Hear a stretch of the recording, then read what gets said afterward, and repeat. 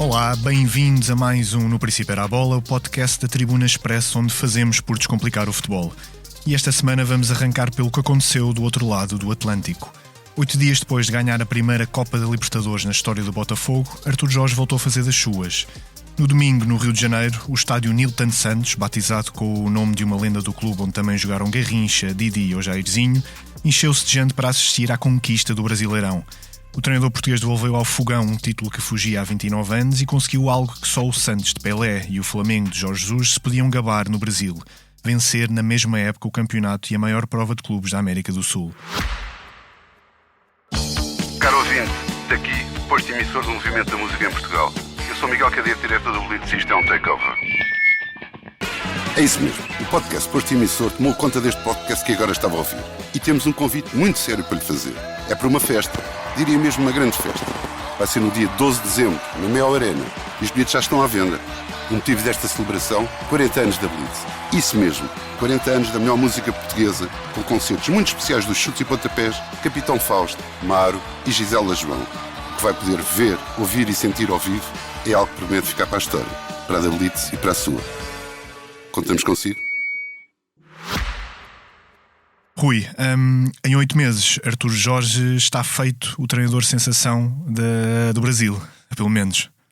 Sem dúvida, e pelas declarações que ele teve ontem à RTP, fica claramente a ideia que não irá ficar provavelmente muito mais tempo no Botafogo, que tem projetos na Europa e no Médio Oriente, que provavelmente do ponto de vista monetário serão mais interessantes, ou muito mais interessantes do que os europeus ou até na questão do Botafogo, mas eu creio que ainda há algo que o Artur Jorge quer ganhar, ou seja, esta versão final do Mundial Clubes Taça Intercontinental, e creio que será esse o seu objetivo final. Será obviamente um objetivo complicado. Tem um jogo já na quarta-feira. Exatamente, louco. Verdade, é que estamos a falar que no espaço de 15 dias ele ganhou ao Palmeiras para o campeonato e decidiu o título no terreno do Palmeiras. Tem a final da Libertadores, tem o jogo de ontem que também tinha uma carga emocional muito grande, e agora, quarta-feira, terá mais uma vez mais uma tarefa pela frente. Agora, aquilo que é importante dizer é que é um trabalho absolutamente sensacional do Artur Jorge e da sua equipa técnica, porque nós até já tínhamos abordado esse assunto. Ele não saiu bem de Braga, e isso poderia criar dúvidas até nele próprio em relação àquilo que seria o projeto Botafogo. Ele soube-o agarrar. É óbvio que o Botafogo teve um investimento indiscutível em reforços, juntou muito talento, mas a verdade é que há clubes como o Palmeiras e principalmente o Flamengo, que também tiveram grande disponibilidade para fazer investimentos e que as coisas nunca acabaram por resultar, ou seja, principalmente no caso do Flamengo, nunca foi uma verdadeira equipa, e só nesta fase final, até mais com o Filipe Luís, é que conseguiu ser alguma coisa. Aquilo que vale a pena valorizar neste trabalho absolutamente extraordinário do Artur Jorge é que esta equipa vivia de fantasmas, e quando o Artur Jorge chegou ao Botafogo, e nos seus primeiros tempos de Botafogo, o fantasma da hecatombe de 2023 estava bem presente. Todos recordamos, e ainda tivemos aqui o Luís Castro a semana passada, que houve um arranque de Brasileirão absolutamente espetacular. Com o Bruno Lage as coisas começaram a cair, mas a verdade é que o Bruno Lage abandonou o Botafogo com 8 pontos de vantagem sobre o segundo classificado, e depois houve sim a hecatombe final da equipa do Botafogo, e é algo que muitas vezes pode condicionar uma equipa e os seus adeptos durante uma década, por exemplo. E aquilo que nós até porque a história desta liga ia ser igual, ou seja, o Palmeiras certíssimo. Foi encurtando até entrar na luta até à última jornada. Verdade, e a questão é que houve algo muito importante, e eu creio que tu escreveste isso, Tomás, porque me parece algo que é absolutamente indiscutível. Ao contrário do que é habitual, principalmente no Campeonato Brasileiro, o campeonato deste ano foi ganho entre os 3 da frente, ou seja, o Botafogo diante do Palmeiras e diante do Flamengo somou 12 pontos, e creio que esses 12 pontos acabam por ser absolutamente determinantes para acabar. E por outro lado perdeu pontos em casa contra equipas da parte de baixo. Certíssimo, e tens aqueles 3 empates consecutivos antes do jogo com o Palmeiras, que indicavam, até pela própria carreira e recuperação do Palmeiras, que muito provavelmente o Palmeiras acabaria por conseguir chegar ao título, até porque o Botafogo na altura tinha um jogo 3 dias depois para uma final da Libertadores. Agora, a forma como o Botafogo bate o Palmeiras, 3-1 fora, 1-0 em casa, ou o Flamengo 4-1 em casa, 2-0 fora, é absolutamente indiscutível, e sobretudo houve algo que me parece importante e que nós já tínhamos visto aqui em Braga, que é o Artur Jorge é claramente um treinador de tração à frente, que gosta que as equipas joguem bom futebol, que procurem chegar a situações de finalização, com uma criação também muito interessante, e é óbvio que no Botafogo teve todas essas condições. Creio que o Savarino foi um jogador de um nível absolutamente espetacular ao longo da temporada, o próprio Luís Henrique, podia citar mais nomes, mas a verdade é que há 2 trajetos que são absolutamente incríveis, que é no campeonato, mesmo depois da tal reação ao momento de perda, mas sobretudo estamos a falar de uma equipa que ganhou a Libertadores, eliminando o Palmeiras, ou seja, logo nos oitavos de final houve um encontro com o Palmeiras e a equipa do Artur Jorge conseguiu suplantar. Houve depois o São Paulo, que também era uma equipa difícil e que estava a apostar tudo na Libertadores, que conseguiu passar.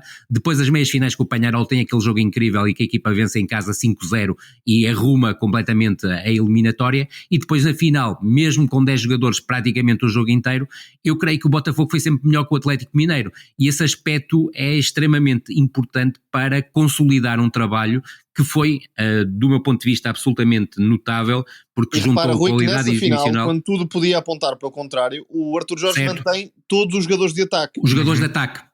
E esse ponto foi essencial, do meu ponto de vista, obviamente, para conseguir o sucesso que teve na final diante do Atlético Mineiro. Porque se ele tira um dos jogadores da frente, a equipa iria dar 2 ou 3 passos atrás e com isso nunca deixou de dar os passos em frente que ele pretendia. E eu creio que ele sai com uma imagem mesmo muito robustecida a nível do futebol brasileiro, ou seja, o Artur Jorge chegou como um desconhecido, que estava a sair do Braga, é certo que tinha participado na Liga dos Campeões, mas ninguém se calhar estava à espera que ele tivesse este sucesso absolutamente retumbante, porque tal como há pouco disseste, Diogo, são muito poucas as equipas brasileiras que ganharam no mesmo ano a Libertadores, aliás só são duas Libertadores sim. E o Campeonato Brasileiro, e sobretudo estamos a falar de um clube histórico. É certo que no Brasil há 12, 13, 14 clubes grandes, não é? Ao contrário de Portugal, mas que não vencia o Campeonato Brasileiro desde 95, e curiosamente a última vitória é com o Paulo Autuori, que na altura já iria ser treinador do Benfica no espaço seguinte, e curiosamente traz com ele o Jamir e o Donizete, que eram as figuras, ou eram 2 das figuras desse Botafogo que acabou por ser campeão nacional. Portanto, acho que é um trajeto absolutamente notável, e as portas do Artur Jorge, independentemente de haver um Mundial de Clubes, parecem claramente abertas para outro tipo de projeto e não ficar no Botafogo, até porque provavelmente quer aproveitar esta onda positiva para ter aqui a hipótese de ter um projeto europeu que lhe permita lutar por algo, ou então, no caso do Médio Oriente, pensar sobretudo de um lado monetário da carreira, que depois lhe permitirá fazer outro tipo de escolhas ao longo daquilo que será o futuro. Tomás, tu achas que os feitos conseguidos pelo Artur Jorge nesta época no Brasil e a imagem que deixa por lá, que vão abrir portas no futebol europeu fora de Portugal? Sim, sem dúvida. Diria que o Artur Jorge é hoje um treinador mais completo do que aquele que passou no Braga.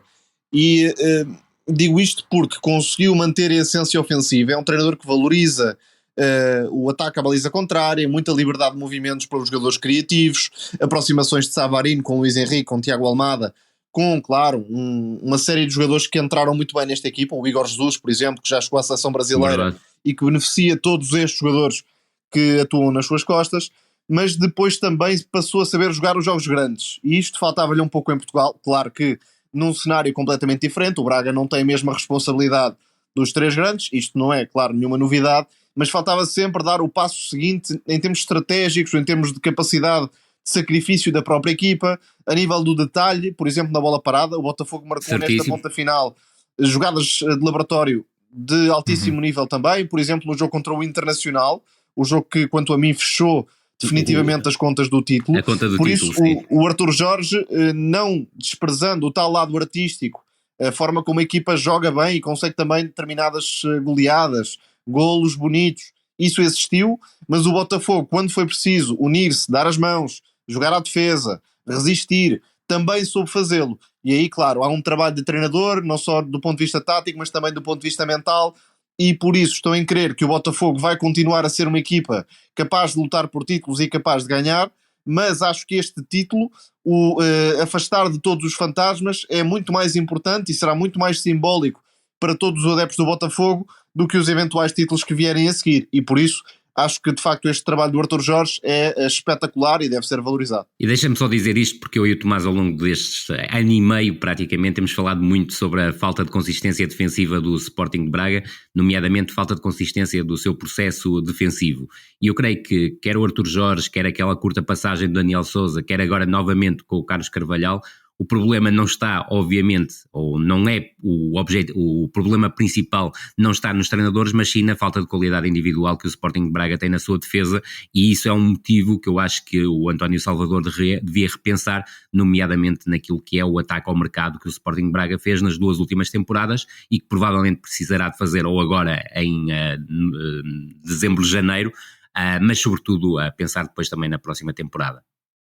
E veremos agora se a aura de Artur Jorge não aumenta mais um bocadinho, se for capaz de fazer uma gracinha na Taça Intercontinental, onde se ganhar o próximo jogo na quarta-feira, joga uma final contra o Real Madrid. Verdade. No Dubai.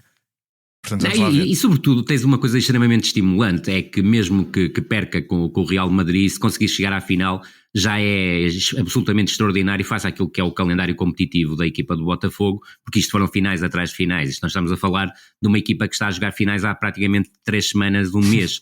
Portanto, o jogo com o Real Madrid, independentemente, tenho a certeza absoluta que o Botafogo quer ganhar, mas o jogo do Real Madrid terá que ser encarado, e sobretudo é importante que o Botafogo passe, e às vezes as equipas brasileiras falham nesse aspecto. Mas sobretudo o jogo com o Real Madrid deve ser encarado, não, obviamente, olhando para o adversário, tendo até uma aura competitiva fiérica, que eu acredito que o Botafogo tenha. Há a curiosidade do Artur Jorge ter defrontado o Real Madrid o ano passado pelo Sporting de Braga, mas sobretudo é um jogo de consagração para a equipa do Botafogo. Ser vice-campeão mundial de clubes acho que já é excelente para a equipa do Botafogo. Agora, obviamente, se me disseres que ele consegue no mesmo ano ganhar o título brasileiro, ganhar a Libertadores e ganhar o Mundial de Clubes, mesmo sendo esta a última versão do Mundial de Clubes, é absolutamente espetacular. E aí então é que entrará não só nos anais da história do Botafogo, onde já está como um dos melhores treinadores de sempre, mas entra claramente também nos anais da história do futebol brasileiro, porque ninguém conseguiu isso. E sabendo nós da importância e do fervor que os brasileiros dão a este tipo de provas, e que sempre deram à Taça Intercontinental, e sabendo também que o Real Madrid e o próprio Carlo Ancelotti se têm queixado muito do congestionamento do calendário, se calhar está aqui uma oportunidade de ouro para, lá está, o Artur Jorge e o Botafogo fazerem uma gracinha, porque o Real, não digo que seja provável, mas é possível que chegue lá e faça algumas poupanças na final. E o Botafogo tem muita gente de ataque que ou já jogou na Europa ou poderia perfeitamente jogar na Europa. E que vai criar problemas. Está perfeitamente estabelecida. Agora, não sei ao certo se o Botafogo será capaz de prolongar o estado de graça ou se, pelo contrário, vai ser uma espécie de descarregar de energias que, como o Rui disse, têm sido bastante intensas nas últimas semanas. Arrumado que está este assunto de Artur Jorge, Botafogo e Brasil, passemos então para o futebol de cá. Sabendo da hipótese que tinha em encurtar distâncias para a liderança, o Porto foi a Famalicão desaproveitar a aberta dada pelo Sporting. Os Dragões sofreram um gol provocado em parte pelas mãos de manteiga de Diogo Costa, guarda-redes e capitão, que já com o jogo empatado compensou o erro ao ir buscar uma das suas especialidades. Defendeu um penalti de Óscar Aranda a 13 minutos do fim. Nos últimos 6 jogos o Porto só ganhou 1. Tomás, quais foram as falências da equipa do Vítor Bruno neste jogo em particular? Neste jogo em particular há um lance que resume a história de 90 minutos e até, se quisermos, de grande parte da temporada do Porto. E falo do lance que daria o 2-1, que depois foi invalidado pelo Luís Godinho e pelo VAR em relação à grande penalidade que o Diogo Costa defendeu. Nesse lance vimos uma belíssima combinação entre Galeno, PP e Samu, que terminou em gol do Futebol Clube do Porto, numa jogada em campo aberto. Começa no Fábio Vieira, começa no Diogo Costa e Fábio Vieira, exatamente. Podemos juntar o Fábio Vieira, mas sobretudo estes três que são jogadores muito fortes, temíveis em campo aberto, e aí marcam as diferenças, aproximam o Porto do sucesso.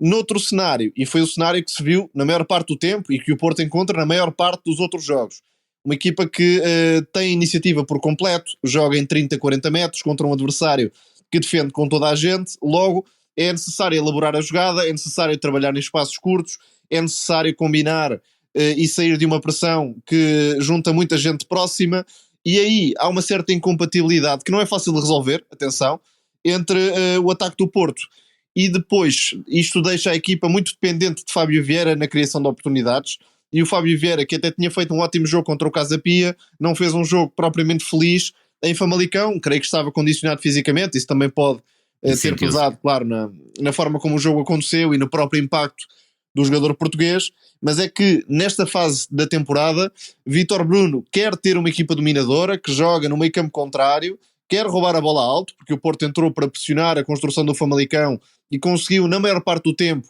recuperar em zonas de subidas, mas depois o Porto não tem uma equipa capaz de jogar à grande, e perdoem-me a expressão, mas é mesmo isto, jogar contra um adversário que reconhece a inferioridade, está preparado para defender e aí faltam soluções. Portanto, eu não concordo nada com a ideia. Só para reforçar a tua ideia, Tomás, isso nota-se claramente na falta de oportunidades claras que o Futebol Clube do Porto, jogo após jogo, vai criando. Exatamente, e muito dependente às vezes do erro individual, do adversário. Sem dúvida. Algum erro de construção, como o que aconteceu no jogo com o Casa Pia. Agora, individualmente há uma certa incompatibilidade entre o que Vítor Bruno quer e o que a equipa lhe pode dar. Esta equipa, depois há um ou outro jogador que poderia acrescentar algo diferente, mas também não creio que o Porto tenha esse nível todo para mudar a realidade, porque os jogadores que mudam a realidade, o Porto teve-os nos últimos anos. Estou a falar de Brahimi, de Corona, de Francisco Conceição. Esses jogadores resolvem. Agora, no plantel, podemos falar de Ivan Reimer, podemos falar de uma aposta, se calhar mais firme em Rodrigo Mora. Certo, mas não vão resolver diretamente os problemas que o Porto tem, porque não creio que tenham esse nível todo.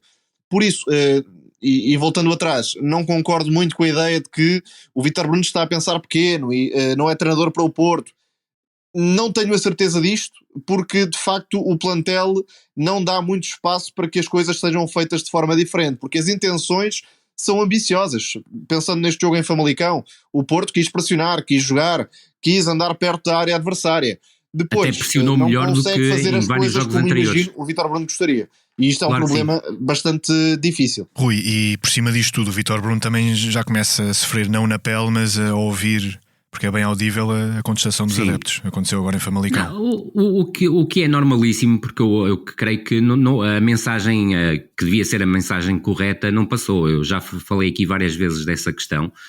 Depois do jogo de Alvalade, o Dr. Rui Pedroto, que faz parte da administração do Futebol Clube do Porto, veio falar de ano zero, só que ninguém seguiu essa ideia de ano zero. E eu acho que era aquilo que o Futebol Clube do Porto precisava para esta temporada, independentemente de conhecer, obviamente, toda a história do Futebol Clube do Porto, os seus adeptos, que obviamente queriam e querem títulos. Mas o discurso de Vítor Bruno já vai sendo muito redondo, porque agarrar-se à determinação, ao sacrifício, ao trabalho... É muito curto. Isso são princípios inegociáveis que qualquer equipa de futebol deveria ter. Sem dúvida nenhuma. Não valem nenhum tipo de sucesso. E sobretudo para um treinador que até começou, independentemente de algumas frases, diria, quase laboratoriais para tentar conquistar a massa adepta do Futebol Clube do Porto, mas não prometendo troféus, e esse aspecto parece-me importante. Ele fugiu sempre disso. Eu creio que ele precisa, nesta altura, de dar muito mais explicações futebolísticas aos adeptos do Futebol Clube do Porto, até no próprio balneário, mas aí eu não sei o que é que se passa, mas em termos comunicacionais, eu creio que ele está a ir muito por questões de autoajuda, do autoconhecimento, e não pela explicação em termos futebolísticos, que eu até acho que porque Rui, nesta altura já parece existir, pelo menos na minha visão, alguma descrença no plantel. Repare-se no momento em que as substituições foram feitas. Verdade. Repare-se na gestão de alguns jogadores que ora saem, ora aparecem, ora saem, ora voltam a aparecer. Não há uma coerência e uma convicção muito firme. E até te junto mais um dado, porque eu estou completamente de acordo contigo, as substituições foram tremendamente tardias, até fizeram lembrar outro treinador que passou recentemente por Portugal, mas sobretudo aquele espaço entre o minuto 74 e o minuto 78, o Futebol Clube do Porto faz o 2-1, que é a invalidade, e depois aos 78 minutos o Diogo Costa faz uma defesa absolutamente impressionante, que não compensa, porque isso para mim não existe, mas ele esteve muito mal no golo do Aranda, mas depois acabou, até o remate era do Rochinha, mas depois acabou de fazer uma defesa numa grande penalidade, que foi bem batida, mas a defesa é absolutamente extraordinária. Mas depois pensarmos naquilo que o Futebol Clube do Porto criou entre os 78 minutos e os 6 minutos de compensação, portanto estamos a falar num espaço temporal quase de 20 minutos, foi curtíssimo para uma equipa com as ambições do Futebol Clube do Porto, que sabia que se vencesse em Famalicão encostava ao Sporting na tabela classificativa, mas aquilo que vimos foi praticamente uma atrapalhada enorme, com a tal pressa que tu falavas em chegar às zonas de finalização, até porque o Fábio Vieira entretanto tinha saído. Portanto, é um Futebol Clube do Porto a quem continua a faltar pausa, continua a haver ali um problema, e nós falamos isso logo desde o início da época, que Galeno, PP, Samu são jogadores que claramente atacam o espaço, que se sentem muito mais confortáveis em espaço aberto. O tema neste momento, Rui, é quem é que pode ocupar aqueles lugares. Sem dúvida. Porque há ali alguns jogadores no plantel do Porto com alguma utilidade, Namazo, Ivan Raime, mas não são jogadores para terem um rendimento continuado como titulares, também já se entendeu isso. E tu percebes isso quando eles entram no jogo e não acrescentam absolutamente nada. Ou seja, o plantel também tem um teto que não é tão grande, se calhar, quanto a maior parte das pessoas imagina. Não é, e não é comparável nem com o do Benfica nem com o do Sporting. Mas juntar-te a esta questão é que nos últimos 20 minutos o único lance realmente com algum perigo acaba por ser uma transição do Famalicão, que acabou depois por ser desperdiçada. E isso diz muito daquilo que tem sido o Futebol Clube do Porto este ano. Uma equipa cada vez mais com dificuldades na reação à adversidade. Eu creio que há um jogo que é muito importante, que é o jogo de quinta-feira. O Midtjylland não é uma equipa fácil como os adeptos do Futebol Clube do Porto ou os adeptos do futebol nacional pensam, mas o Futebol Clube do Porto está claramente obrigado a vencer esse jogo. E isso é importante até para dar aqui um recarregar de baterias, sobretudo quando tu falhas o assalto à liderança. E o Futebol Clube do Porto não podia falhar o assalto à liderança no jogo de sábado em Famalicão. Rui, eu aproveito a tua deixa, porque já que estamos aqui a falar do Porto, quinta-feira lá está, haverá essa partida decisiva para a Liga Europa no Dragão, porque vão receber o Midtjylland, e com 3 jogos em falta, os Dragões estão no 23º lugar de uma classificação, onde do 25º ao 36º as equipas são eliminadas da Liga Europa. Portanto é um jogo mesmo não decisivo, mas já começa a ser um pouco. Eu tenho que dizer isso, e até acho que já falamos aqui, tocamos nesse ponto até antes do último jogo do Futebol Clube do Porto. O Futebol Clube do Porto tem que ganhar os próximos 3 jogos e tem todas as condições para ganhar os próximos 3 jogos. Se o fizer, até pode ter alguma hipótese de chegar aos 8 primeiros, mas esse não pode ser o objetivo do Futebol Clube do Porto neste momento, face à classificação em que está, face ao número de pontos que tem. O Futebol Clube do Porto tem que ganhar os 3 jogos para conseguir estar na metade de cima do play-off e perto dos lugares de acesso aos oitavos de final. Volto a frisar, esta equipa do Midtjylland é uma equipa muito interessante, tem um trabalho de continuidade com o treinador. O ano passado, e corrijo-me se eu estiver enganado, Tomás, foram campeões na Dinamarca, e eu creio que a equipa, apesar daquilo que eu vi, principalmente ainda só vi mais os jogos da Liga Europa, não tem estado particularmente bem na Liga Europa, sobretudo se fizer uma comparação com aquilo que fui vendo dos resumos do campeonato. Acho que, por exemplo, a nível do campeonato, o Copenhaga está mais forte esta temporada, mas aquilo que me parece é que é uma equipa que pode criar problemas a um Futebol Clube do Porto que entra nervoso. Agora, se o Futebol Clube do Porto repetir a entrada que fez em Famalicão, quer na primeira, quer na segunda parte, eu creio que tem fortes hipóteses de adiantar. Agora, depois também tem que saber gerir a vantagem, e não pode ser recuar linhas e permitir que o Midtjylland, por exemplo, procure em algumas circunstâncias um jogo mais direto, que nem é tanto o perfil da equipa do Midtjylland, mas é importantíssimo para o Futebol Clube do Porto, até ao final de janeiro, somar os 9 pontos que têm em falta na Liga Europa, porque até agora aquilo que o Futebol Clube do Porto fez em termos de prova europeia é muito curto face à dimensão do clube e face à dimensão daquilo que eu concordo absolutamente com o Tomás, que é ter um 11 que é um 11 competitivo, mas que vive num choque de ideias. E não deixa de ser curioso nós olharmos que o melhor período do Futebol Clube do Porto foi aquele início de temporada, porque houve uma pré-época claramente preparada para criar um 11, que foi o 11 que foi mais utilizado nesse período, e sobretudo porque um jogador como o Galeno, que devia ser decisivo no último terço do terreno, não tem sido assim tão decisivo no último terço do terreno, e a melhor fase do Galeno na equipa do Futebol Clube do Porto foi a jogar a lateral ala esquerdo, se quisermos. Diria que este é um jogo em que o Porto de facto é bastante favorito e por isso tem de aproveitar para tentar juntar também exibições convincentes. É que Vítor Bruno e o Futebol Clube do Porto estão nessa fase onde a vitória por si só não é encarada como uma vitória tremenda para os adeptos do clube, e nesse sentido, contra uma equipa frágil defensivamente que não está ao nível do Futebol Clube do Porto e até tem, diria, alguma dificuldade de transpor o nível do campeonato dinamarquês para o cenário europeu, tem de facto de somar uma exibição interessante além dos 3 pontos. Aqui neste Midtjylland destacam-se inúmeros jogadores, alguns deles que já passaram também pelo futebol português, nomeadamente pelo Mafra, onde neste momento existe uma espécie de colónia do Midtjylland, muitos jogadores que têm feito essa passagem. O Osman Diao, por exemplo, que está a fazer uma excelente temporada. O Olafsson, que é o guarda-redes, mas perdeu a titularidade no último jogo. Exatamente. O Dario Osório, a meu ver, é o principal talento e o jogador mais capaz de dar o salto para outros patamares, está em dúvida, e isso seria uma notícia bastante positiva para a Vítor Bruno, porque pode ameaçar bastante o lado esquerdo da equipa azul e branca. Sem dúvida. Também o Franklin Ju, que neste momento está também condicionado. Está condicionado, portanto, outro jogador que tem tido bastante destaque, mas que está de fora, ou pode estar de fora. Por isso o Midtjylland vive de facto da juventude, da aposta no talento, mas não é um adversário neste momento capaz de estar em grande na alta roda europeia. E tem buscado muito com a lesão do Francolino a um jogo mais direto para o Buxa. Buxa, exatamente. O jogador que até esteve em destaque no europeu. Exatamente. Seguimos agora para a Luz, onde houve um Vitória a jogar e a querer jogar, como não se vê muito um não grande a fazer na casa de um dos ditos grandes em Portugal. O Benfica ganhou por 1-0 com mais um gol para a coleção de Aktürkoğlu, mas foram 90 minutos de um encontro renhido e dividido, onde os vimaranenses dividiram, lá está, a posse de bola e acabaram com mais remates do que o Benfica. Rui, é justo fazermos uma apologia da abordagem ao outro Rui, o treinador Rui Borges do Vitória? Mais do que justo, aliás, nós temos-lo feito ao longo desta temporada e a época passada, quando esteve ao serviço do Moreirense.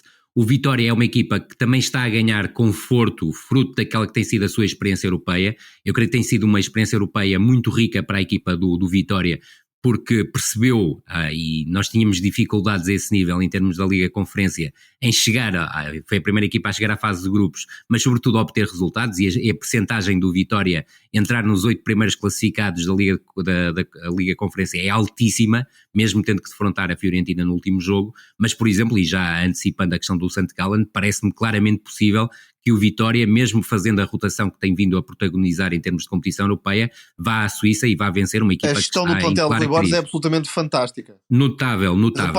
Repare-se que na equipa do Vitória, 3 dos principais destaques foram jogadores que nem sequer são titulares de base. Estou a falar do Oscar Rivas, estou a falar do Manu Silva, quanto a mim o melhor em campo, e estou a falar também do Alberto Baio, lateral direito, muito atlético, capaz de conduzir por dentro também. E estas descobertas de Rui Borges aprofundam o plantel e permitem ao Vitória ser competitivo normalmente nos 2 jogos que disputa semana a semana. E tu sabes muito bem, tal como eu, o Oscar Rivas passa de quinto central do plantel para provavelmente o melhor central do plantel nesta altura. E que bate o Alberto Baio começa como terceiro lateral direito e nesta altura, para mim, é o melhor lateral direito do Vitória. O que não implica que o Bruno Gaspar fosse titular e teve aquela lesão de última hora que permitiu ao Alberto ser titular. Mas o Alberto tem feito uma Liga Europa absolutamente espetacular. Mas sobretudo, e respondendo à pergunta do Diogo, eu creio que o Vitória nunca sentiu o medo cénico de jogar na Luz, nem esta sequência de vitórias que o Benfica tem tido a nível do Campeonato Nacional, nem algo que o Rui Borges fez e que eu creio que fez de forma sagaz, até para criar pressão sobre o Benfica, que foi dizer que o Benfica é a equipa que melhor futebol joga em Portugal nesta altura. E eu creio que o Benfica também pagou um bocado isso, ou seja, o Benfica não fez uma boa exibição, bem longe disso, acaba por ser feliz na forma como consegue o golo, mas é um golo belíssimo, é uma das melhores jogadas que o Benfica efetuou esta temporada, nomeadamente na forma como consegue fazer apoios frontais e depois buscar a desmarcação do Kerem Aktürkoğlu. E prova o que Bruno Lage queria de Leandro Barreiro, um jogador muito mais para ganhar profundidade na zona central do que para participar na construção. Óbvio, e esse fator também me parece ter sido muito importante, ou seja, não haver Cockchu e haver Leandro Barreiro, para o Benfica ter tido muitas dificuldades para dominar e controlar definitivamente o jogo. Entendo que Leandro Barreiro fez um bom jogo dentro daquilo que pode oferecer. Agora, claro que não se pode pedir a Leandro Barreiro para fazer de Cockchu, não é? Nem ao Cockchu por fazer Leandro Barreiro. É uma coisa demasiado importante e que o ano passado foi muitas vezes esquecida e até houve aquele mal entendimento com as palavras do Cockchu já mais perto do final da temporada, mas percebe-se perfeitamente o que é que o Cockchu queria dizer e sobretudo esta temporada comprova-o mais do que nunca. É importante também dizer que na segunda parte talvez a principal oportunidade tenha pertencido ao Benfica, mas a exibição do Benfica foi muito curta e sobretudo tivemos, sim, um Vitória maiúsculo que durante 90 minutos disputou o jogo cara a cara com o Benfica, quis vencer o jogo, mesmo testando a partir da situação de desvantagem, expôs-se quando foi necessário e volto a frisar, o Tomás tocou num ponto que me parece muito importante e que nós temos vindo a tocar. Por exemplo, há um jogador que é absolutamente fantástico, que é o Tomás Andal, mas abdicar, por exemplo, do Tiago Silva por uma questão, diria, de boa consciência do Rui Borges, que é a época que o Manu Silva tem estado a fazer, sempre tem sido chamado à titularidade, do meu ponto de vista fez sentido porque o Tiago, é verdade, também podia ter jogado mais adiantado no lugar do Samu, mas o Samu também tinha um papel muito importante na forma como a equipa do E atenção que o Manu Silva, pressionou. na época passada, jogava como central. Certíssimo. Esta época pode jogar a 6, pode jogar a interior direito, faz Certíssimo. uma série de posições na equipa do Vitória. É verdade, e depois também, obviamente, destacar mais uma vez o Caio César, que tem uma entrada em jogo absolutamente fantástica, é um jogador claramente desequilibrador, não tem medo de ir para 1 contra 1, creio que pode melhorar a tomada de decisão, e nós já falamos aqui sobre isso, mas é um jogador claramente diferenciado e, sobretudo, um jogador que é das escolas do Benfica e que tem uma qualidade fora do comum, como se tem visto ao longo desta temporada, que está a ser a melhor temporada da carreira dele, provavelmente a seguir à que fez há 2 anos no Passos de Ferreira, que é o Nuno Santos, que é um jogador que pode jogar por dentro, pode jogar por fora, pode partir de fora para dentro, que é onde ele se sente mais confortável e que criou imensos problemas a uma equipa do Benfica, que esteve claramente desinspirada, teve problemas também a nível defensivo, e o Caio César foi muito inteligente, principalmente a aproveitar o espaço entre central e lateral, e isso também é já um aviso para o Benfica, para o jogo de quarta-feira, que será um jogo de elevadíssimo grau de dificuldade, ao contrário do que os adeptos do Benfica pensam, porque o Bolonha está no 33º lugar da Liga dos Campeões, mas o Bolonha vem jogar à Luz de igual para igual e vem jogar para ganhar. E eu não tenho grandes dúvidas em relação a isso. E aliás, vimos ainda no passado sábado, o Bolonha esteve a ganhar 2-0 no terreno das Juventus, e é de certa forma uma equipa que paga em alguns momentos a forma imberbe como defende, ou seja, é uma equipa com muita qualidade ofensiva, que defende claramente um jogo de posse, mas que tem soluções para metamorfosear a transição ofensiva em contra-ataque, que vai-lhe faltar o Orsolini, que é um jogador determinante, mas tem o Dame Ndoi, pode ter o Iling, que não está a fazer também uma época espetacular, tem também uma referência ofensiva, que eu creio que será titular na Luz, que é o Santiago Castro, Está a que afirmar-se. do meu ponto de vista está melhor que o Dalinga Porque neste o Dalinga neste chegava momento. com muito mais estatuto.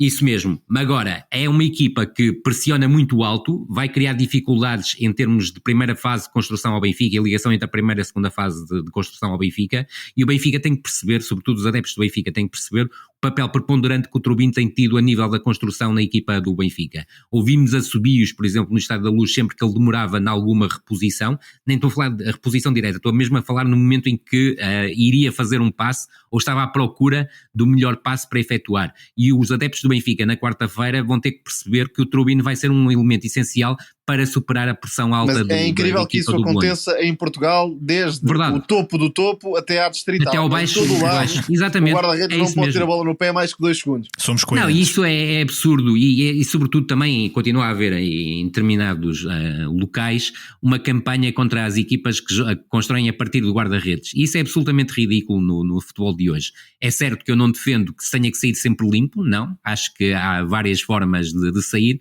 mas se o guarda-redes é capaz de oferecer isso e oferecer em determinados momentos a capacidade para superar a pressão do adversário, mas não é que há também mais do pode que ser utilizar para o atrair e guarda-redes. jogar mais direto. Sem dúvida. Não sem necessariamente dúvida. para jogar curto. Não. E aquilo que nós temos visto, até mais esta temporada, nomeadamente a nível do futebol português, é que os guarda-redes, mesmo até o Diogo Costa, está a ser muito mais utilizado não para a equipa do Futebol Clube do Porto sair curto, mas sim para sair longo, tal como o Trubin. Tomás, tens algo a acrescentar acerca do Bolonha, que vem à Luz tentar dar a volta a um pecúlio na Champions em que eles só têm um empate e 4 derrotas, portanto vem com alguma urgência a Lisboa? Os resultados do Bolonha são algo enganadores na Liga dos Campeões. Não aproveitou os jogos em casa, onde teria, de fazer melhor contra o Shakhtar e contra o Lille, 2 jogos que poderia perfeitamente ter empatado ou até vencido, mas se formos ver os jogos com o Liverpool ou com o Aston Villa, o Bolonha fez por marcar golos, fez por até conseguir algo melhor, e não estou a tirar obviamente o mérito das vitórias do Liverpool e do Aston Villa, que foram inquestionáveis, mas o Bolonha competiu e provavelmente vem à Luz para competir. Se o Benfica não estiver na melhor forma, quer no plano defensivo, quer no plano ofensivo, e se não tiver, por exemplo, a capacidade de jogar com bola e manipular a pressão do adversário, que o Rui destacava, o jogo pode complicar-se, porque esta equipa tem argumentos para aproveitar os erros, com elementos rápidos na frente. O Dan Doi, por exemplo, é muito rápido para atacar as costas do adversário, mas há outros jogadores que podem fazê-lo, e o Bolonha a partir daí pode de facto ameaçar a baliza de Trubin. Tem algumas fragilidades defensivas, mas se o Benfica não for paciente e não conseguir ligar de forma mais pensada e racional do que tem acontecido ultimamente, pode de facto entrar numa maré mais complicada. Depois, há alguns fatores que podem ser transpostos do jogo com o Vitória para o jogo com o Bolonha. Desde logo, o posicionamento subido que o Vitória levou à luz e que provocou muitas dificuldades, em particular num jogador que vou mencionar, e foi Florentino. Florentino comprometeu muitas vezes a equipa. Tem pouca agilidade, pouca velocidade de raciocínio, e isso nem sempre ajuda, ou muitas vezes, quando é exigido algo mais, acaba por dificultar, porque a ideia de Bruno Lage, neste jogo contra o Vitória, foi ter carreiras um pouco mais baixos para resolver a ausência de Coxo, porque Barreiro não foi utilizado como elemento de construção, mas o Benfica teve sempre muitas dificuldades para entrar no bloco do Vitória e jogar a partir de trás, e por isso, claro, não conseguiu criar muitas oportunidades. Uma nota de destaque para Pavlidis, que pode também ser importante neste jogo contra o Bolonha, tal como foi contra o Vitória. O Bolonha defende ao homem o campo todo. Exatamente, e aí pode, através da agressividade defensiva, complicar mais a vida aos encarnados. Uma nota também para a ausência de Orsolini, e quanto a mim é um jogador que faz mais a diferença neste conjunto italiano, sendo que, e claro, a equipa não é a mesma que na época passada surpreendeu a Itália, porque saíram vários elementos, incluindo o treinador, Tiago Mota, Zarquezi, Calafiori, e assim sendo a equipa está de alguma forma a renovar-se. Deixa só uma nota que eu creio que o Benfica poderá explorar no jogo de amanhã, que me parece, o Tomás tocou aí muito bem em debilidades defensivas, e são debilidades defensivas nos 3 momentos, mas o momento em que a equipa do Bolonha é claramente mais fraca e na defesa de bolas paradas, eu creio que a defesa com clara predominância individual não funciona, e creio que o Benfica, sobretudo com as finalizações ao segundo poste, e é curiosamente aí que o Bolonha tem sofrido mais golos, poderá, por exemplo, desbloquear o jogo ou relançar-se no jogo se as coisas estiverem a correr mal. Agora, tal como o Tomás disse, é um jogo de elevado grau de dificuldade para o Benfica, e volto a frisar, aquilo que tenho lido ao longo dos últimos dias é que parece que o Benfica vai passear com o Bolonha e que vai somar os 12 pontos que são mais confortáveis para estar no play-off, independentemente de eu achar que o Benfica com 9 já está no play-off. Agora, o Bolonha vem aqui jogar tudo e ainda tem uma esperançazinha de conseguir chegar ao play-off e tem condições para isso. Agora, o Benfica, no seu melhor, tem todas as condições para bater o Bolonha, mas precisa de haver algum respeito, e nós até falávamos antes da gravação, pode repetir-se o efeito Feyenoord com uma equipa como o Bolonha no Estádio da Luz. E só destacar um aspecto que o Tomás tocou e queria aqui reforçar: o Florentino a jogar da forma como jogou diante do Vitória, diante do Bolonha, pode ser atropelado. Veremos então o que vai acontecer. Numa partida que aconteceu na quinta-feira passada, o Sporting foi a Moreira de Cónegos para acentuar a sua mini-crise /ressaca de Ruben Amorim. Os Leões perderam pela 2ª jornada consecutiva, desta vez contra o Moreirense de César Peixoto, que depois de receber o Porto com um desgosto conseguiu servir o mesmo prato à equipa de João Pereira. Tomás, após esta derrota, o treinador do Sporting disse que a equipa mostrou muito mais futebol em relação ao jogo anterior, mas os números e sobretudo o que se viu em campo não alinham assim tanto nesta teoria. Não vi propriamente isso, aliás, é muito difícil nesta altura reconhecer nas palavras de João Pereira aquilo que o próprio tem percebido nestas primeiras semanas ao serviço do Sporting, e esse desde logo para mim é um dos problemas, é que João Pereira parece um ser desnaturalizado, ninguém reconhece João Pereira jogador nesta figura que está ali sentada, nem no banco, nem nas conferências de imprensa. Parece que há um protocolo a seguir e que não tem propriamente ajudado o treinador a nível de comunicação, independentemente de se é um homem muito competente a comunicar ou se não é um homem muito competente a comunicar. A nível de jogo, de facto, o Sporting não apresentou essas melhorias, pelo contrário.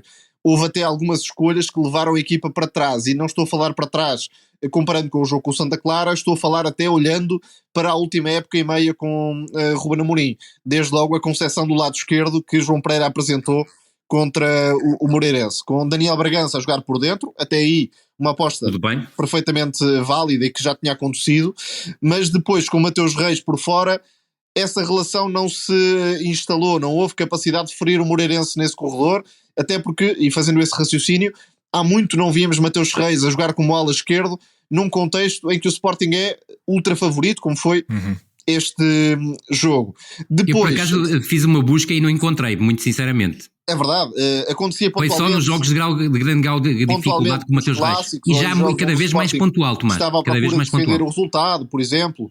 Isso mas mesmo. De base não acontecia muitas vezes, ainda mais tendo um jogador como Daniel Bragança, que não vale propriamente certíssimo pela capacidade criativa em zonas adiantadas e desequilíbrio individual, portanto até se pedia mais que houvesse um ala profundo e capaz de chegar à linha e a partir daí produzir algo no ataque.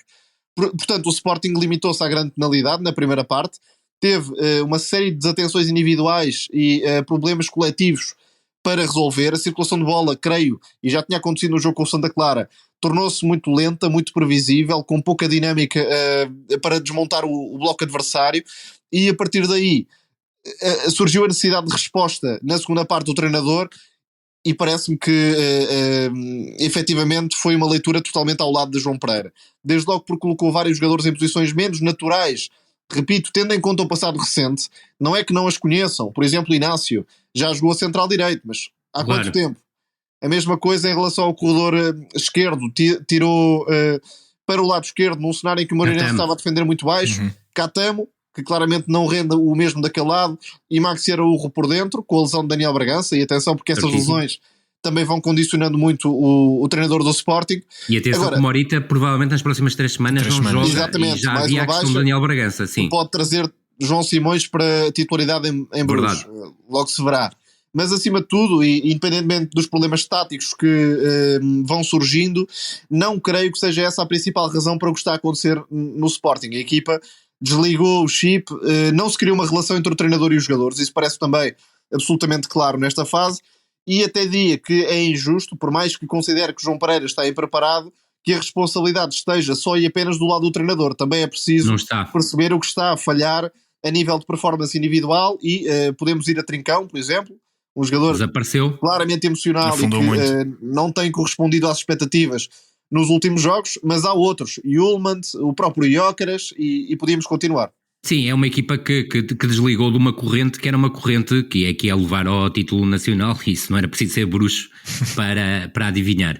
Agora, concordo inteiramente com o Tomás, as escolhas foram dúbias, principalmente a questão do Mateus Reis. Eu quando vi o Mateus Reis que iria ser lateral esquerdo, fiquei admiradíssimo, quer dizer, não é um jogo, longe disso, de elevado grau de dificuldade para a equipa do Sporting, independentemente do Moreirense estar a fazer uma campanha muito boa, mas não era o Dinis Pinto e o Madsen que iriam criar grandes problemas a uma ala esquerda, se tivesse o Maxi Araújo, que seria, do meu ponto de vista, a opção mais natural para um jogo adiante do Moreirense. Agora, dizer que o Sporting adiantou, ao contrário do que adiantou-se o marcador através da grande penalidade, ao contrário do que acontecia com o Rubén Amorim, nunca conseguiu dominar e controlar o jogo, mesmo quando às vezes o Rubén Amorim baixava até demasiado o ritmo, mas isso não aconteceu com a equipa do Sporting no jogo em Moreira de Cónegos, e aquilo que vimos foi, do meu ponto de vista, uma vitória justa do Moreirense, sublinhar a forma como o César Peixoto preparou o jogo, ou seja, havia sempre a vontade, para além de juntar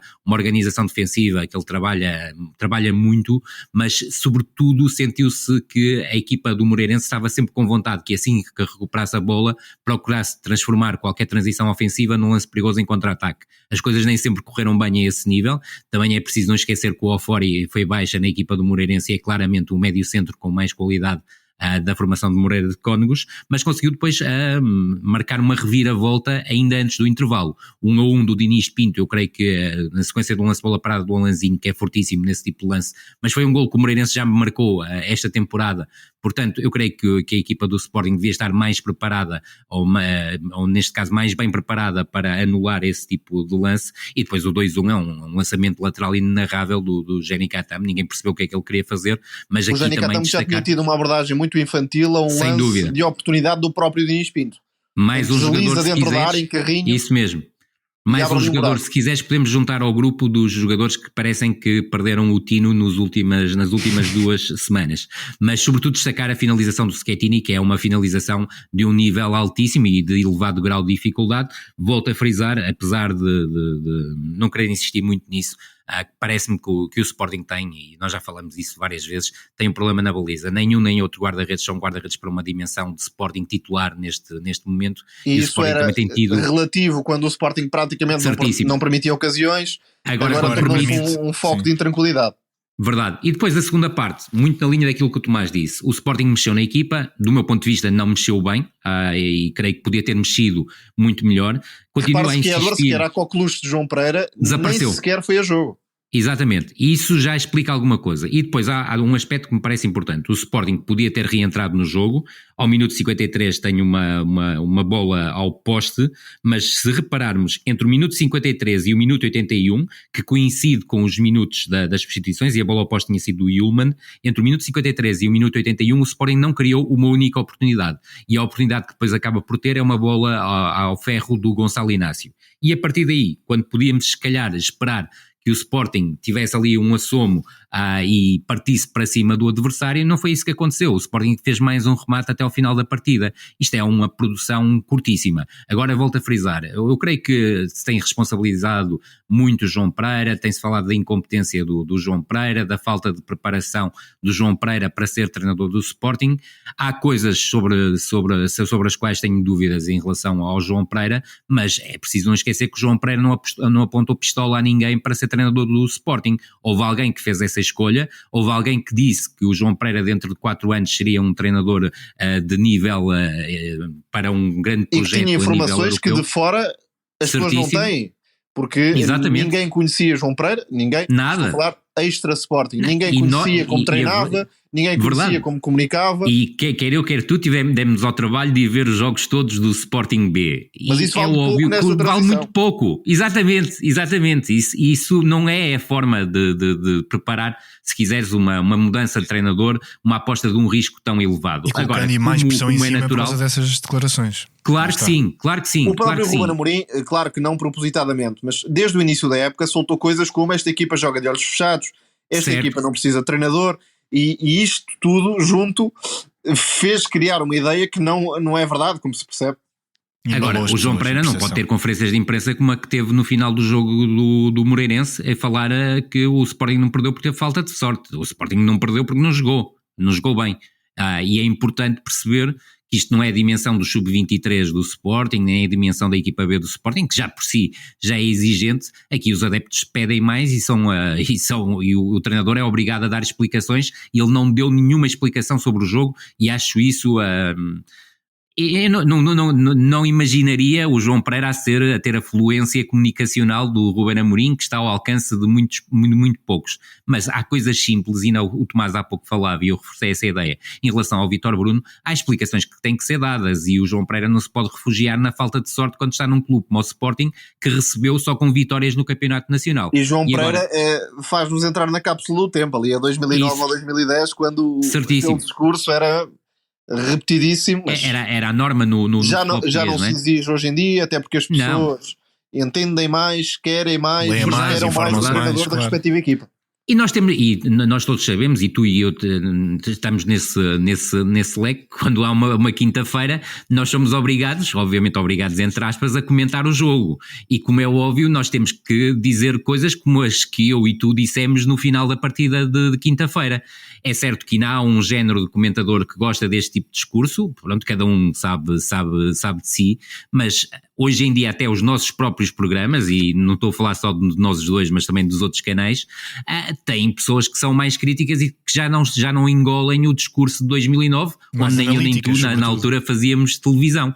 Mas acho que é obrigatório por parte de João Pereira ter outro tipo de discurso. Eu estou muito curioso, porque ainda não vi a conferência de imprensa pré-jogo do Clube Bruges, porque quero ver se ele muda claramente o discurso. E já agora, e só em jeito de antecipação, o Sporting é claramente favorito a vencer o Clube Bruges, independentemente do Clube Bruges vir numa sequência de 10 jogos sem perder e só uma derrota nos últimos 15 jogos, mas é uma equipa que é forte do ponto de vista ofensivo. Destaco obviamente o Van Aken, porque é um jogador tremendo, nomeadamente na criação de oportunidades de golo, mas também a surgir em zonas de finalização. Quer o Skov Olsen, que joga a partir da direita, quer o Tesolis a partir da esquerda, também são jogadores muito acutilantes a surgir em zonas de finalização, juntando obviamente. E vai ser curioso perceber como é que João Pereira quer defender Tesolis. Exatamente. Porque no lado direito não há propriamente ninguém que ofereça muita estabilidade. Sem dúvida alguma. E depois juntando outro ponto, porque estás a ir ao lado que eu estava a pensar, é que o lateral esquerdo do Clube Bruges é claramente um lateral esquerdo talhado para voos maiores, e é um jogador que muitas vezes é importante porque o Clube Bruges, mesmo sendo um clube grande na Bélgica, é um clube que, sobretudo com este treinador, com o Nicky Hayen, que fez um milagre no final da temporada passada e conseguiu levar a equipa ao título apenas no play-off, ou seja, ele pega na equipa na fase final da época regular com o Clube Bruges em quarto ou quinto lugar, e no play-off em 10 jogos, salvo erro, tem 7 vitórias e 3 empates, e criou todo um mito em seu redor. Mas é uma equipa que muitas vezes se sente desconfortável em ataque posicional, mas é uma equipa que transforma tudo em ataque rápido ou em contra-ataque, nomeadamente quando acontece uma transição ofensiva. Agora, tem debilidades defensivas gritantes, tem uma forma de defender que já não se usa no futebol moderno, isto obviamente na minha opinião, e depois os centrais são muito fracos no 1 contra 1 defensivo, e creio que o Sporting, se não ganha ao Clube Bruges, sim, eu creio que se abre uma crise que poderá ter próximos episódios demasiado contundentes, ainda que volte a referir, e já o toquei aqui, eu creio que o principal responsável por este momento do Sporting não é o João Pereira, mas sim Frederico Varandas. Ainda assim, este jogo pode complicar-se um pouco, como aconteceu o jogo em Eindhoven. Sem dúvida. O Clube Bruges não tem o mesmo talento, mas tem uma série de jogadores com muito valor. Já destacaste o Tsolis e o Skov Olsen, contrata muito bem. Outro exemplo é o Jashari, um médio suíço que entrou muito bem, além do Vetlason, por exemplo. Portanto, é uma equipa que vai chegar à área do Sporting. Vai. Se o guarda-redes não corresponder, se a defesa cometer tantos erros como tem cometido, então claramente a coisa vai complicar-se. É preciso também uma resposta individual. Neste jogo já vai haver profundidade para Gyökeres, já vai haver espaços para Trincão e companhia. Portanto, coletivamente, o Sporting tem de estar num patamar de concentração e de rigor superior, mas também individualmente, num palco de Champions, é preciso muito mais do que aquilo que aconteceu frente ao Moreirense. E já agora, porque é justo dizê-lo, o César Peixoto conseguiu manter a competência da organização defensiva do Moreirense, mas também dar um toque de variação na chegada ao ataque e lançar uma série de jogadores que no ano passado não estavam, por exemplo o Bernardo Martins, que é muito interessante para a classe média do futebol português, e valorizar outros que até estavam e não tinham o mesmo protagonismo, como o Diniz Pinto. Sem dúvida. E já agora, já que falamos em Bruges, isto é o nome de um filme muito simpático que, se alguém quiser ficar a conhecer mais sobre a cidade, eu recomendo vivamente que veja. Seguimos em frente para a nossa rivienga semanal ao futebol dos clubes do costume e vamos até aos Açores e à Ilha de São Miguel para falarmos da equipa que ou ganha ou perde neste campeonato. Mas já ganhou 9 vezes. Exatamente, mas tem vencido muitas vezes, que é o Santa Clara do Vasco Matos, que teve a 9ª vitória na Primeira Liga, esta última contra o Rio Ave, e reforçou o seu 4º lugar e já só está a 4 pontos do Porto.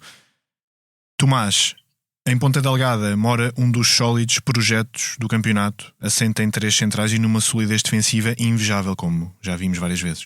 Mora, de facto esta equipa prova a importância da continuidade no futebol e sobretudo no futebol português, porque a continuidade nem sempre acontece, então ainda se torna mais visível a forma como um treinador com uma série de jogadores que se mantém praticamente a base da equipa está lá na mesma, com, claro, uma qualidade geral acima da média na Liga Portuguesa, e então nem se fala na Segunda Liga, que não dá espetáculo, mas sabe aquilo que vale. Isto também é importante para ser competitivo.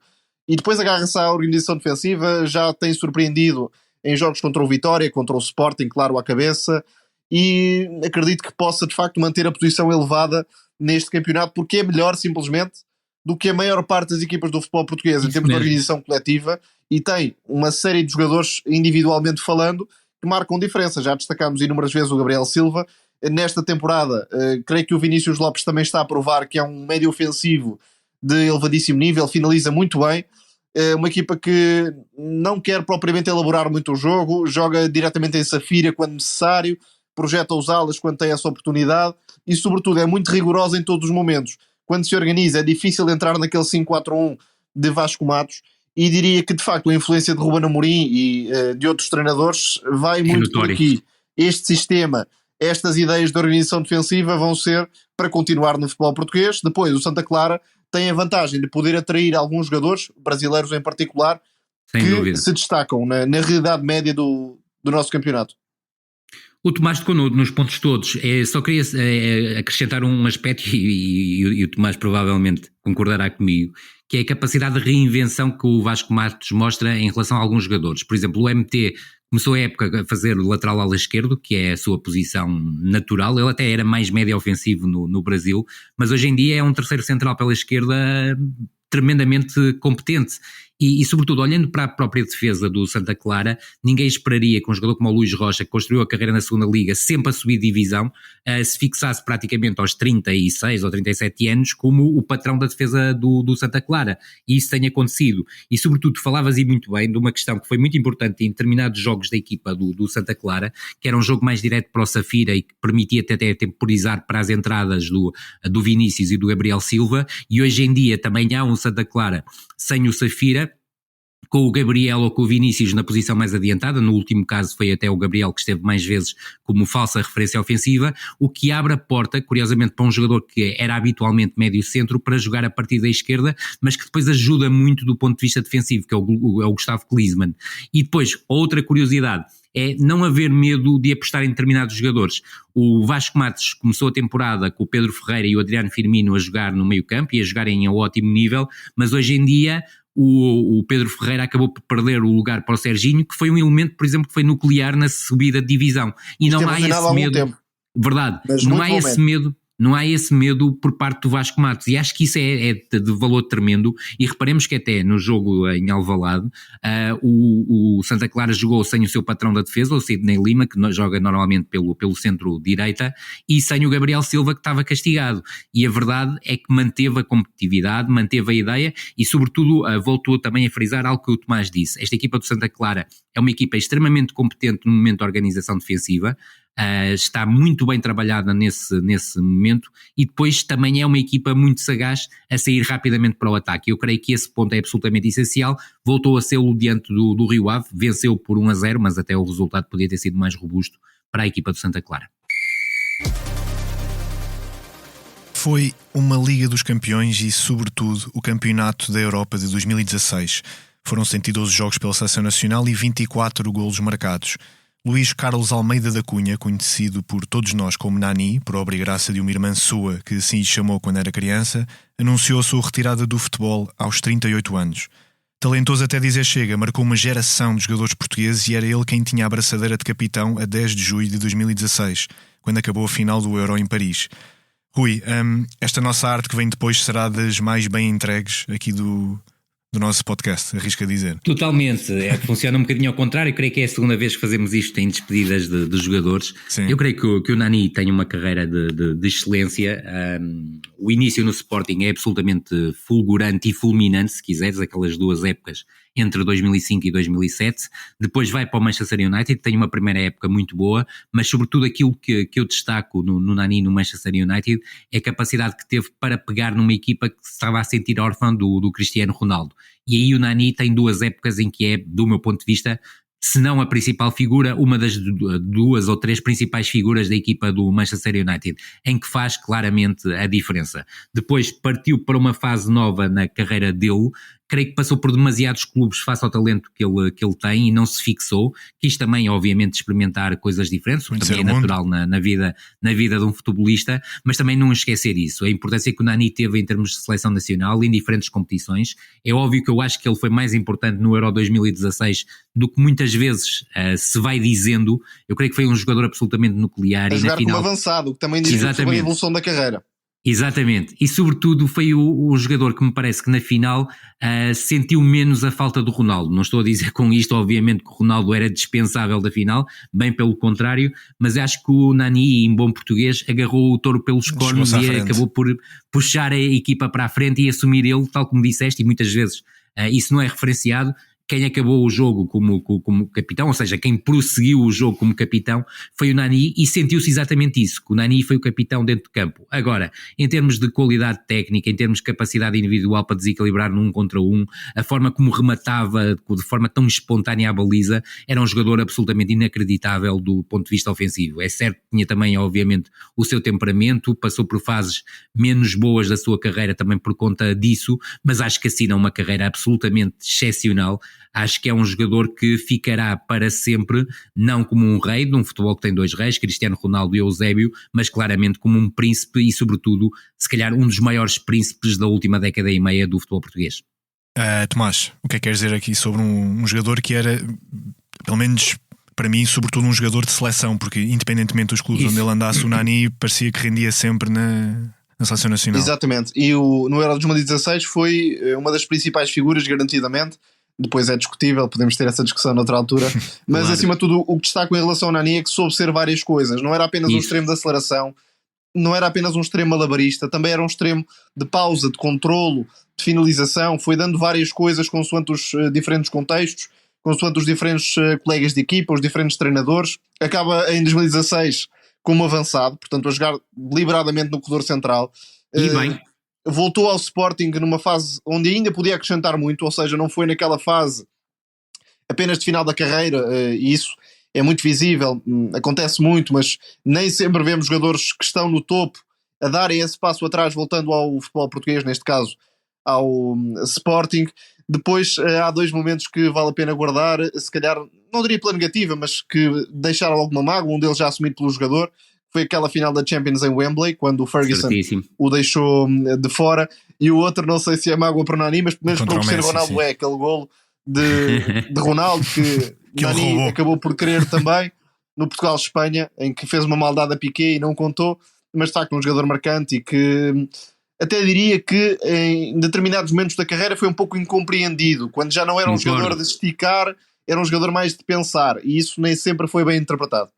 E deixa-me dizer, e é até a propósito disso, que eu acho que este final de carreira no Estrela da Amadora foi completamente incompreendido, ou seja, não houve capacidade para perceber quem era o Nani hoje e aquilo que podia aportar e muito a uma equipa do Estrela da Amadora. Eu não vou fazer comparação com nenhum clube, mas acredito que em 2 ou 3 clubes da Primeira Liga o Nani teria um final de carreira bem mais feliz do que aquele que teve no Estrela da Amadora, porque acho que nenhum treinador, nem o atual treinador, perceberam aquilo que o Nani podia oferecer. Mas e tal também como aí Rui disseste muito gostou bem. ou quis regressar às origens de alguma forma. Sem Isso não dúvida, deixa de ser sem uma dúvida. marca do trajeto do Nani. É uma marca e mostra também a personalidade do Nani. Agora, obviamente, percebemos o principal motivo que o leva a abandonar o futebol, só desejamos o melhor e que este momento difícil porque está a passar, obviamente a questão da morte do pai, seja superado e que o Nani apareça em muitas coisas e muitos eventos que o futebol português traga nos próximos anos, porque é um jogador, é claramente um príncipe do futebol português. E com esta vénia ao muito especial Nani, nos despedimos. Muito obrigado por nos ouvirem. A sonoplastia deste episódio é do Tomás Delfim. Muito obrigado, um abraço e até para Um abraço a todos. Grande abraço a todos, até para a semana.